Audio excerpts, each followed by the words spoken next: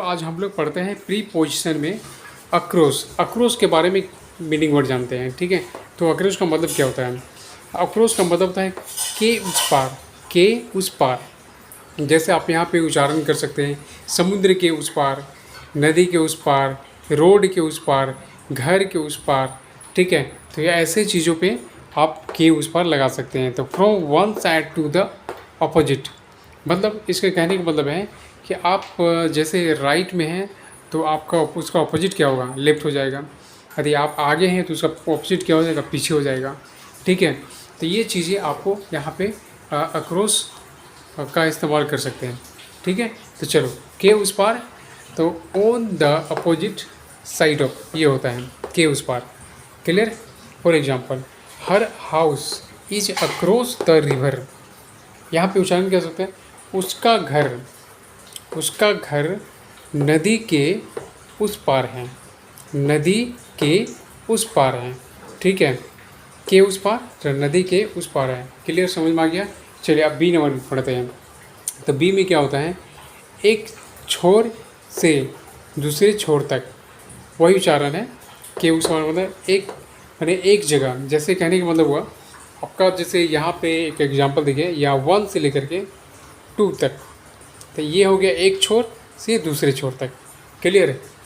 जैसे यहाँ पे आप लेफ्ट, मैंने सिखा था लेफ्ट से ये राइट हो जाएगा, तो ये छोर हो गया। जैसे नदी हो गया, ये नदी है, तो ये नदी का यहाँ से लेकर के ये पार्ट जो हो गया, यहाँ से लेकर के यहाँ तक, एक छोर से दूसरे छोर तक। क्लियर? तो चलो आगे बढ़ते हैं इसका। तो फॉर एग्जाम्पल हो गया, can you swim across the river. क्या तुम, यहाँ पे कैन है ना, क्या तुम रिवर के एक छोर से दूसरे छोर तक तैर सकते हो, ठीक है। सोचा ये इसका हिंदी हो गया। तो there is a bridge across the river. क्या होता है? वहाँ, देयर मीन वहाँ एक ब्रिज है जो रिवर के एक छोर से दूसरे छोर तक है, ठीक है।